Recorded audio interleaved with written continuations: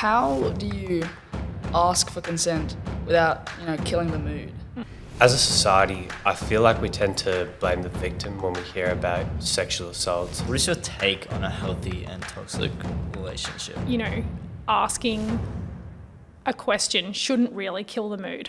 Okay, you have X amount of time to ask Dr. Mardi Wilson anything in regards to sex, relationships, or consent. Go.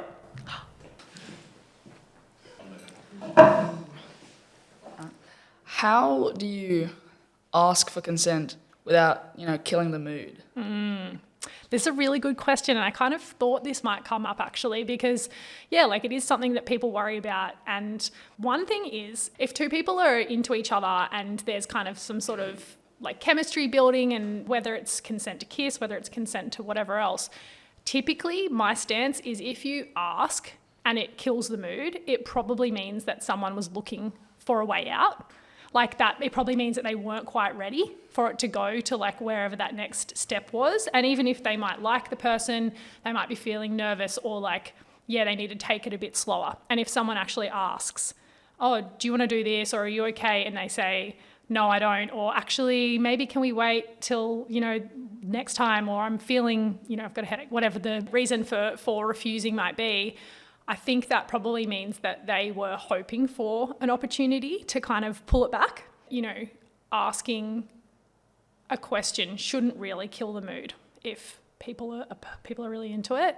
But I also think there are ways we communicate when we're, doing consent. We communicate in all these different ways. And if you feel it doesn't always have to be a straight up question and answer. There's so many little questions and answers that can be verbal, non-verbal, indirect throughout. And it's even just putting your hand towards someone, if they stay completely still and don't kind of put their hand towards you or something like that, there's a question and answer going on there as well. If you lean in for a kiss and they pull back, there's a question and answer. So I think watching out for all those more micro movements and interactions is a way that where if you're paying attention to those and someone doesn't seem keen, you might not need to get to the point where you're hey, do you want to do this? And then be no, actually, because you're I've read their body language and their facial expressions and stuff, and I can kind of already tell. But at the end of the day, it's always great to check in and to ask. So, and if that does happen and someone says, not right now, or makes some sort of indication that they're not keen, I think it's also just about, being okay with that. And if the mood is killed, if that's how you kind of think of it, just being oh, well, I'll give them that space. Maybe you get to know each other more, and then another time maybe they're going to be more open to it. Ah, cool. Thanks. Thank you. Welcome. Hello. Hi. So my question is, what is your take on a healthy and toxic relationship, and what are the differences? Oh my gosh, great question. Okay. All right, I'll start with the word used, toxic, unhealthy, problematic behaviours in a relationship. So one of the, career paths that I've had is working in domestic violence. And so I've worked a lot with people who are being subject to abusive relationships, and particularly coercive control. I don't know if you know what that means. Sort of. So some of the behaviours that might look like, let's just run through a few. Somebody always monitoring what the other person's doing, someone checking someone's phone without them knowing, going through their personal stuff, and questioning things in a way that puts blame on them, and it just creates this really unequal power dynamic. And in heterosexual relationships, it's pretty gendered. It's typically men doing that towards women, and that plays on all the different power and privilege kind of stuff that exists within the world. Something that's really common in kind of toxic or unhealthy relationships is that whole thing I talked about creating an unequal power dynamic. The person trying to do that will often use a technique where they're accusing the other person of something kind of pretty regularly, so that other person always feels on the back foot, and that they have to kind of prove that they didn't do whatever it is that the person's accusing them of. Oh, were you talking to boys when you were out, the other night? And they're no, I swear I wasn't, etc.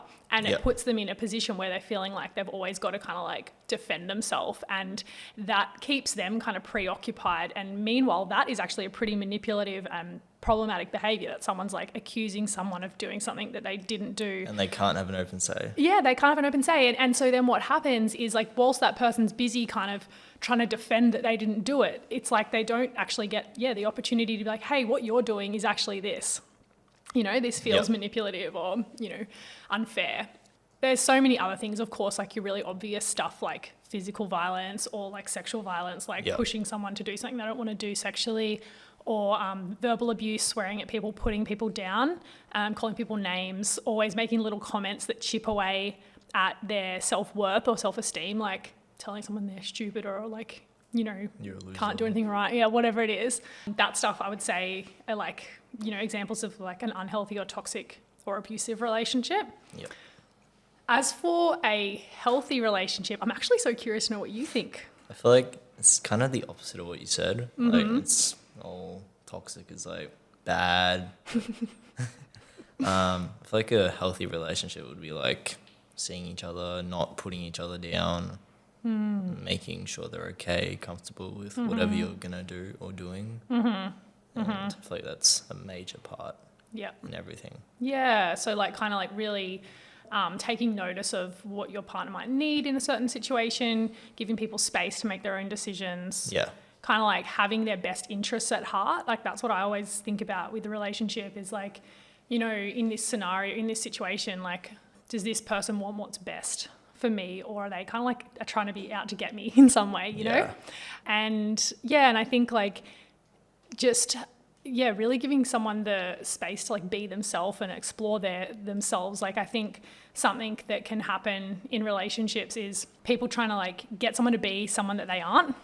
And then that can really create like a kind of a, toxic or whatever dynamic. So like people that are, I don't know, just,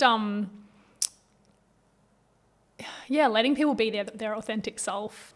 Which would lead me on to another question, which you probably don't have time for, but it's what is your thoughts on friends influencing the relationship as well?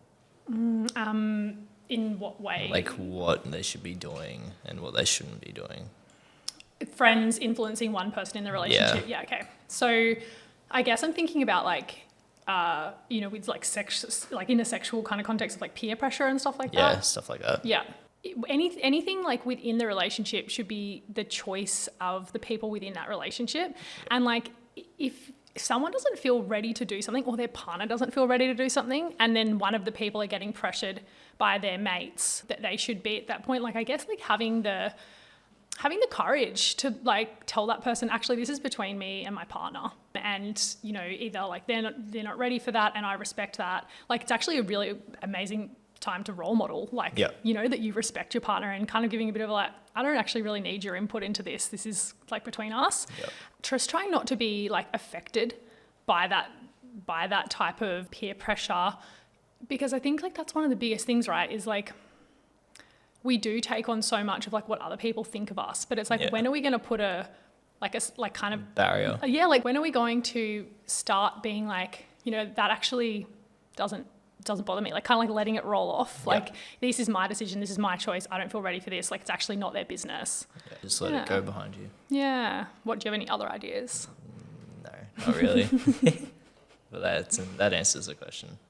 Cool, thanks. Thank you.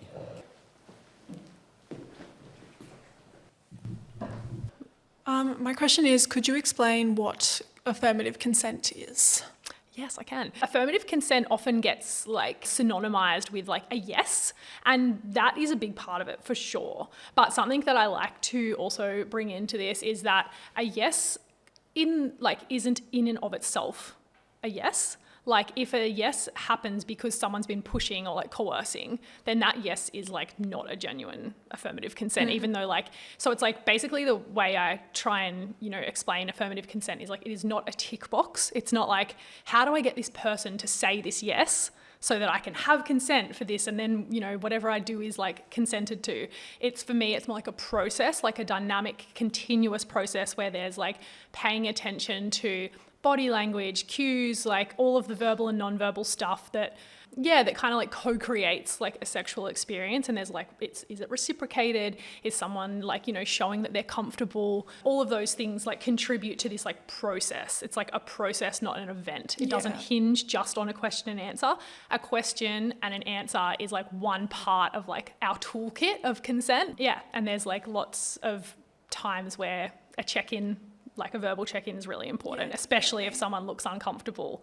But yeah, there's lots of ways that we can also like do consent affirmatively with like enthusiastic body language and like, positive responses and things like that. Because like it is one of those things, like in reality, when we think about how we actually do consent, not everybody, every time you're having sex, is going, can I do this? Do you want me to do that? Etc. Yeah. And it's kind of almost like, it's unrealistic to like talk to people as though that is how it's happening all the time. Like we actually can have consensual interactions that use all these other types of communication. It's just really important we're paying attention to them all. What does consent look like online when sharing like private messages or photos and stuff like that? Okay. So if someone, there's a few things that come into this, of course, like age. So, I mean, I guess, is there a particular kind of scenario or context, like are these strangers or are these people that are in a relationship? People that are in a relationship. Yeah, okay. Of like legal age? Yeah. Yeah, so if you've got like, two people that are like 16 or 17 and they're, choosing to consensually share images or like sexual texts, sex, if you will. This is something that people, if they're choosing to do that consensually and without being like coerced, that's not necessarily a bad thing. And I think actually like in this day and age of technology, it's pretty normal, to want to do that. And that's where it's like really the onus is really on the person receiving those images or those like sexual texts to make sure that they are like really respecting the person that's sent them and trusted them to have like, have access to these. That goes like both ways if they're both sharing them. It's really just about like keeping those to the recipient, the intended recipient. And like when it becomes illegal or unethical is when it's shared outside of that. This isn't exactly what you asked, but it's something to keep in mind is like around what context those were sent in. I think like, it's really important that people aren't pushing someone, like making someone feel guilty about not sending something like as though it's the expectation that they need to live up to in that relationship. So that's kind of like, kind of going back a couple of steps. But yeah, that's like kind of really where it needs to be grounded in, is that initially there's actually a want to do it by both people rather than kind of one person, pushing it onto the other person. And because that in itself, like if it was coerced, that one person felt like pressured to send, that changes everything, and then it's no longer ethical or legal. Yeah. Okay. Thank you so much. Does that answer it? Yeah, it does. Okay.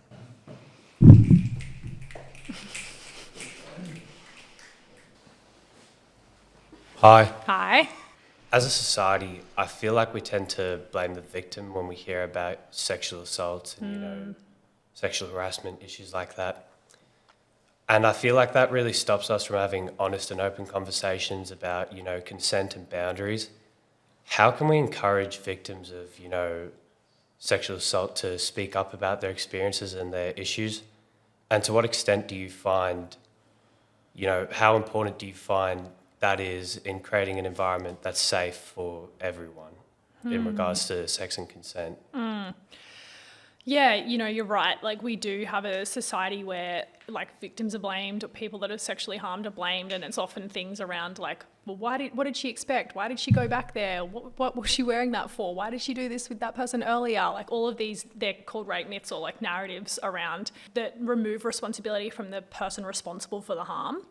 And so when you say like, how can we encourage, people harmed or victim survivors to speak up and like create more safe space? Like for one thing, so many survivors speak up. Like that's a massive thing. And like, the Me Too movement was a big kind of catalyst for that. But like there's so many people that write about this or talk about this publicly or whatever. So it's not that those voices aren't out there, but yes, like if we were to actually create a safer space, we would need to have more of a like societal attitude of believing survivors of sexual harm. And I think when they're always coming up against those responses, like, well, but why were you doing this? Why were you doing that? Like, why aren't we asking like, why did the person who did it, why did they do this? Yeah. Why did they do that? Like, let's actually shift the conversation and the response to actually the person responsible for the harm. If we're always focused on what the other person did or didn't do in a way that makes, like, casts blame onto them, of course people are going to feel reluctant to come out. And, like, you know, it happens anywhere from, like, socially or even at the police. Like, there's all sorts of responses that can really discourage people, from being open about that. And, like, when we think about absolutely, like, so common sexual assault and, like, how few people, not that I think going to the police is the be all and end all at all, but, like, just the statistics around how many people actually go to the police, and then on from that, how many people reach the courts, how many people are convicted. Like, our belief of survivors is really low. Just shifting the focus onto who we're talking about when people, you know, bring up sexual harm. Like, I think if people have to always defend why what they're saying is true and trying to prove it, like, it's just so exhausting, and we're putting a lot of burden of responsibility onto that person. Whereas if we start shifting and being like, you know, talking to and about the people that have caused the harm, you know, it might be a little more accessible for people to actually share it without feeling like they're going to cop a whole heap of crap for it. You know, going kind of back as well, having spaces where we can, like this kind of space, right, where we can talk about these things. Like, there's also something to be said around, like, someone who causes harm or is responsible for harm feeling like, if I'm honest about this, people are going to think I'm, like, a monster or something like that, when really the reality is, like, harm happens on a spectrum. We have, like, all people in our lives, people that we know cause harm. And so it's like, if we have a little bit more of, like, a realistic expectation or understanding of who actually is responsible for harm, and the fact that, you know, people have behaviours, like, that doesn't mean the person is a awful, terrible person, but people can use behaviours that are really harmful, and they've certainly got to take responsibility to work on those behaviours. But, like, kind of, if we are, you know, acting as a society as if we're going to completely discard someone, you know, and they're going to be thought of as a monster, when really, like, that isn't actually how society treats people that cause sexual harm. We actually don't treat people like monsters, but there's this, like, feeling that we're going to. I think if we just, like, we're a lot more, like, realistic from the get-go of, like, so people, there is, like, a really big problem with, you know, men, for example, like, using their male entitlement, making assumptions about women, making choices for women. If we, like, kind of accept that as a reality and kind of work from there and, like, invite men into more honest conversations. And that's another thing, right? Like, not continuing to pedestal men that have caused sexual harm, that then sends the message to the people that are reporting it that what happened to them is insignificant or doesn't matter. It's another thing I think we could be doing as a society. Thank you. No worries. Hi. Hello. Okay, so if there was a 15-year-old girl that wanted to go out with an 18-year-old boy and she said to her friends to tell the guy she's 16, like, making this guy believe, okay, that's fine, she's 16, like, it's all legal to kind of hang out and, like, you know, may be just whatever. And they end up having consensual sex, but afterwards he finds out that she was 15, kind of, like, what would that look like? Someone who is an adult or over 16 has sex with someone under 16, like, that is against the law. But at the same time, there are actually laws in place that are around, like, similar age. There's kind of, like, exceptions to some in certain states around, like, if someone's 15 and that person's 17, you know, like, there's some, like, if you're 2 years apart or something like that, there can be a lesser penalty. Like, if we're talking about the actual, like, fines, charges, you know, whatever it might be. So there can be lesser penalty for, like, similar age, and that take into context like that, if that was provable. So I kind of don't concern myself as much with the, like, technicalities of the law because I'm not trained in it. Yeah. But what I do kind of think about with this is, like, I'd be thinking about, like, so what has that person who's 18, how have they got to know that person that's younger? Like, where have they taken that responsibility? If you're dating somebody and like, you know, meeting their family or something like that, like, you know, maybe there's going to be opportunity for that person to actually maybe feel like, oh, you know, he likes me enough, I'm going to be more open with him. What kind of space is being created there for that person to feel like they could actually be like, hey, I actually lied about how old I was because I wanted you to like me. I wanted you to think I was more like mature in your age. It's a really tricky question, because if those things don't happen and that person doesn't get more context and they do think that they're of like legal age of consent, I think that's a complex scenario around like who would be really responsible for that. But I think at the end of the day, the law is there to say that the adult or the older person is ultimately responsible to make sure that the person that they're sleeping with is of legal age of consent. Yeah. But yeah, it's a tricky question, as like ethically. Yeah. Okay. Thank you. Oh, that's okay. My question is, how do I ask my partner if I'm doing a good job or not in the relationship? I think there's heaps of ways you could ask, and I think even just being direct about that, like, you know, a lot of people might like to have like a regular check-in or like, you know, a date night where you're like, hey, we're going to do this thing together. Let's have a bit of a check-in, like about where we're at, how things are going, like is there anything I might need to work on, like is there something I could do better, what are you liking about like the relationship? I think they're really beautiful questions that we probably don't ask enough in relationships, and would be actually really cool to like bring in as like a more regular practice.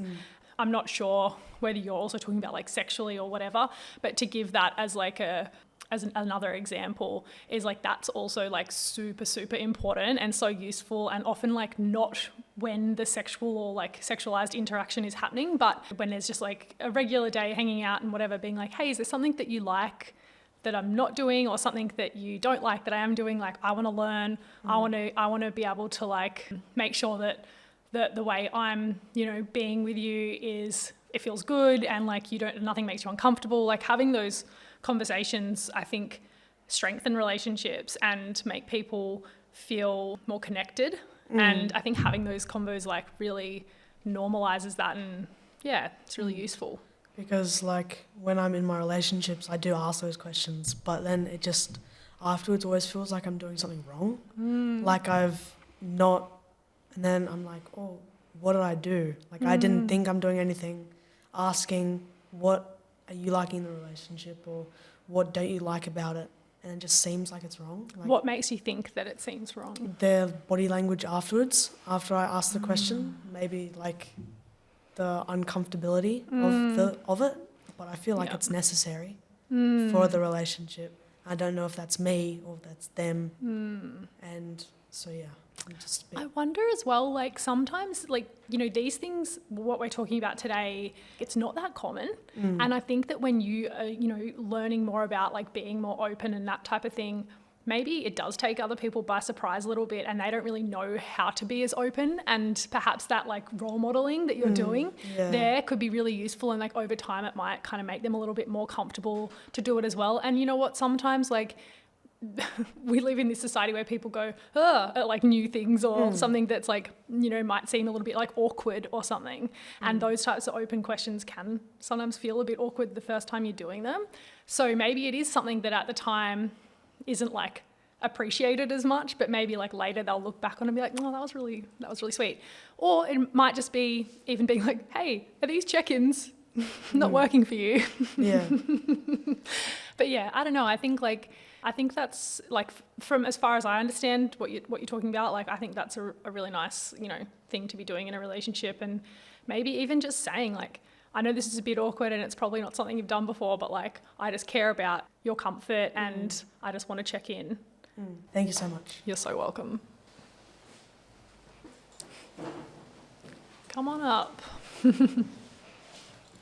Hello. I wanted to ask a little bit about kind of how to navigate if you almost regret giving consent in a sexual situation. And that like, I feel like as a woman, a lot of me and my friends have similar experiences where it's not that we didn't say no and we did say yes, but we just feel really yucky about it the next day and it just doesn't feel right. But yeah, I wanted to hear thoughts on that. Yeah, so I very much relate. Like, I remember having lots of experiences like that. And I think, like, I'd probably ask a couple of questions around, like, as in for you to ask yourself when you might have that feeling of, like, feeling a bit yucky.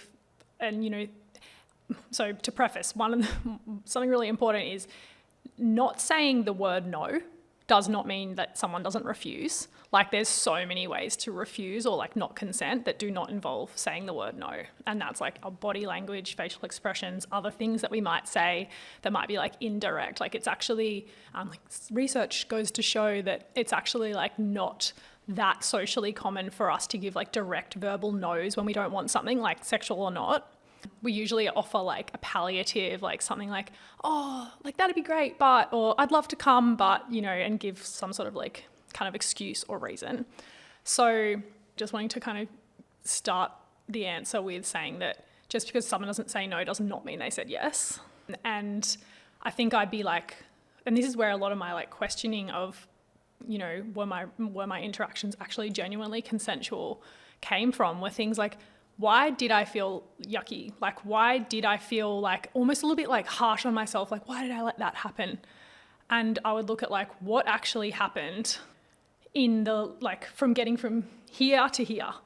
Like, what else happened? And oftentimes what I would find is that there was a whole heap of coercive kind of techniques or just behaviours that overlooked my discomfort. Like, even if, you know, there's, like, the kind of more, like, explicit coercion where someone's, you know, oh, it'll be okay, like, you know, kind of verbally talking you into it, or just, like, repeatedly attempting to do something even though you're not reciprocating, like, you're kind of being passive and, like, quiet. Or there's also just, like, you know, just the not paying attention, kind of like just steam training ahead, like not really paying attention to what you're doing and just, like, making choices, like, for you, even if you're not doing anything outwardly to stop it, you're not showing that you want it either. And that's the type of stuff that I would end up, like, identifying that would be like, that's when I didn't feel very good about that situation. So I guess I'd be kind of, like, asking myself, like, do I feel yucky because, like, I regret it, or do I feel kind of yucky because the way that it happened wasn't really very, like, considerate of what I wanted? Yeah. Like, if it's around, like, actually, like, yeah, I think I gave signs that I wanted to, and, like, I kind of wish I didn't.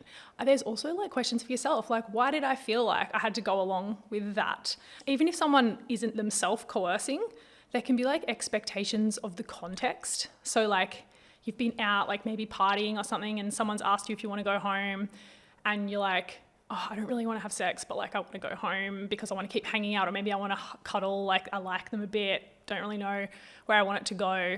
But then once you get home, there's a lot of connotations around, like, going home together and, like, what that means. So there's a lot of assumptions that can be made. And I, again, would kind of tend to say that if someone's making those assumptions and doing that kind of, like, steam training ahead a bit, it's still, in my mind, like, coercion and, you know, not genuinely practicing consent. So there's also that. But sometimes there is just this thing of, like, oh, I just feel like I have to participate to kind of, like, not disappoint or to not let them down or, like, hold up my end of the bargain of this, like, social contract of going home together or something like that. And I think just, like, starting to really, like, challenge those, like, myths around, like, going home together does not equal consent.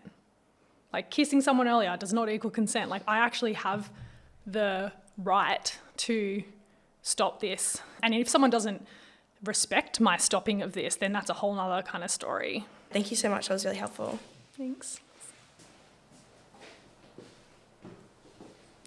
So I guess my kind of question of what I want to address, right, is I think a lot of these queries of consent and boys who, I guess, don't believe in consent in some manner, I think that would oftentimes be pretty derived and is kind of hereditary, right? So from where they've come from, of a feeling of dominance over women, or a feeling of control over a woman, or a feeling of responsibility for their actions. So I guess it's kind of a couple of things. Is number one, how linked do you think is witnessing violence to actually having a willingness to pressure somebody into sex if you're constantly seeing violence? And then an extension to that, where do we break the cycle? What education and what measures can be introduced to actually prevent that cycle, and how correlated do you think it is?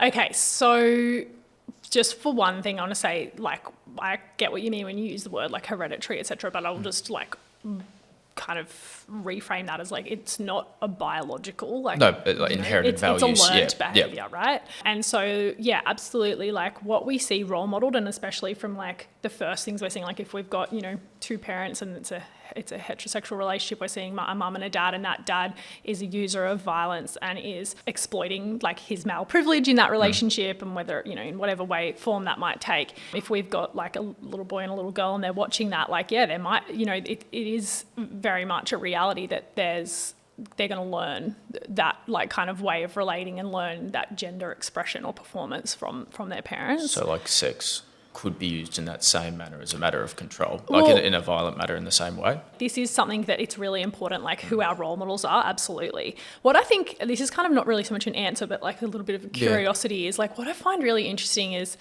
I've worked with a lot of people, like a lot of women who grow up in a household where they're abused and they don't grow up to abuse. Whereas then I work with a lot of men who were boys that have, really sadly grown up in a household that's abusive. Some who are like, I will never do that. I've watched what my father did to my mother and I never want to, do that. But a lot who learn, like kind of what you say, like they learn this is where the power is. Like do you think it's because men are more inclined to control, perhaps? Well, whether it's more inclined, but I think they've looked at the situation and been like, this is how this person feels powerful or gets power, or like this is just, I would prefer to align myself almost with that, with the power in this situation. Right. And like what you said, like learning that's a way to get your way. And if you're also then getting all of the other teachings from society about like, oh, men deserve to be the head of the household, the king of the castle, or whatever, and you're kind of taking all of this like how this is impacting what this person's sense of what he deserves in a relationship as he grows up. And like we have so many problematic social narratives around men being deserving of women's sexuality and their bodily autonomy and things like that. So just like combining all of these things, it can really, like if they've never had those narratives disrupted by someone. And that's where the intervention is. Yeah, and so it's like there's so many opportunities for disruption, and like obviously like really back at the beginning is like giving parents like sufficient literacy around like healthy relationships and things like that, and that isn't always accessible. So then bringing like much more comprehensive education like this into schools, like you can be teaching kids all about consent and like respecting other people, healthy relationships from really, really little in an age appropriate way. So there's like all of these options, but we just need like funding from the government and like concerted efforts. All right, awesome. Thank you. Hello. Hi. Hi. I have a question about like attachment styles in a relationship, and like if that really is like a big thing in respectful relationships. On one hand, I think attachment styles can be a really kind of interesting or useful framework to use to look at relationships and behaviours. I think it can be. I also think we can put too much weight sometimes on them. To go for the part of the question of like, is it a good way to look at. It's more like if they really influence the dynamic of the relationship. Yeah, to kind of look at it around like, does it influence the dynamic? If we're going to say, they exist and, they do really play a part, yes, I do think they can be useful in that when like, the two kind of main attachment styles is like avoidant or anxious, right? And it's like when it's a way, I suppose, that can be helpful to understand why when someone goes closer, someone might withdraw. Then that person that's kind of going closer starts going, oh, they've lost interest, I'm going to like move on. Then finally that person might come toward them again. So it's like kind of understanding a bit of that push and pull. It can be useful. But I also think like sometimes that can just also be a lot of like mind game like stuff. So when you like someone and they withdraw because you're showing interest, and then you go, oh, okay, well, no worries, I'll like kind of move on, and then they chase you back, like that also can be the start of creating that unequal power dynamic like that we talked about before with like coercive control relationships or abusive relationships. If one person is kind of only showing interest when the other person tries to move on, it can be like a way of keeping someone on the hook, I suppose. So I guess it kind of depends, like, are we looking at actually like a kind of manipulative way that someone's acting to make the other person like not feel that important and not feeling that valued, so that like they always feel like they're the one reaching out. That's like, could be looking at that as more of like a problem with that person's behavior. Whereas like if we're actually going, okay, there's two people in this relationship, they, you know, want to be together, they want to be loving and caring of each other, but there's a realization that they just have maybe some different coping strategies in like times of conflict. Like someone needs to take, you know, a bit of space before they talk about it. Yeah, that makes the other person feel like worried for the state of the relationship. Okay, how do we come together and actually like make a plan or a strategy for how we're going to navigate that and how we're going to make it fair for both people so that they both feel safe within their conflict. That's kind of where I would say that it can be useful to think about like anxious and avoidant attachment. But yeah, if it's just kind of like an excuse almost for like why someone's not available and not giving like love and care, then it could be a bit of a cop-out. Thank you. No worries. Hi. All right. I think as men, sometimes we neglect the issue of consent, and, you know, we sometimes even, not me personally, but I have friends who can sometimes make jokes about such a serious topic and like something that's so important to women and, you know, us as humans really. How, as a man, can I really in my local communities and like amongst my friends, how can I make consent a more important issue and, you know, really bring it up in a way that doesn't alienate people from me, you know? I just really like to know how to do that. Yeah, it's a really good question. I'm just curious as well, when you say like friends that might say something, make a joke, can you give me an example? Well, you know, it's a bit uncomfortable to give an example of something like that, but... Something where they've talked about doing something without consent in a joking kind of way? Yeah, no, definitely. Because I feel like it really starts with the jokes, you know? It desensitizes people to that real element that sexual violence is a real thing. Yeah. And I just want to know, how can I, you know, make an effort to stop those jokes? Things that are kind of passed off as a joke, they're hiding something like more sinister a lot of the time. And, you know, there might be someone thinking, oh, I wouldn't really do this, so it's okay to joke about it. But there might be other people in the group that are going, oh, so it is okay to do that. Everyone around me approves. So yes, I do think it's really important to interrupt that. And I think there's quite a lot of ways that you can do it. And I also think that as boys and men, like, it's so important because sadly, boys and men that have the attitudes that think that stuff's okay are more likely to listen to their male peers than they are to listen to the women and girls around them. So it is really important for you to take that lead like you're asking and wanting to do.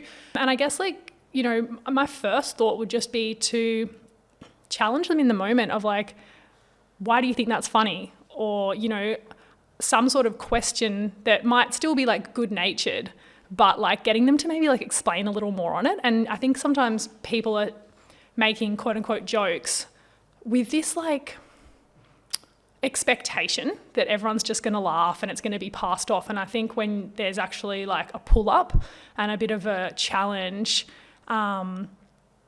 it sends that message of like, actually, you know, there are people that aren't okay with it, and then they might think twice about it next time because it becomes that bit of a social like faux pas. And I guess like more than that, if you're noticing like one particular friend that's saying that kind of stuff, like, you know, is there opportunity to, you know, go for a walk with that person or like do some activity that you like to do together and like bringing it up as a topic of conversation around like, hey, I heard you say this thing the other day and I'm just wondering like, where's that coming from? Is that what you think, you know, is that what you think is okay to do? Like, is that something you do? And just like kind of seeing if you can engage into conversation in a way that shows you care for your friend. Like, as you said, not wanting to alienate people. And I think making people feel shamed is only going to probably pull them further into like a defensive position. But if you could like actually show like, hey, I really care about you and I'm just curious as to why, you know, where that stuff's coming from. And I know that can be really confronting, but yeah, that would be, I don't know, does that help at all? Yeah, it does. Thank you. I appreciate that perspective a lot. Thank you. Time is up. Thank you, everyone. That's a wrap.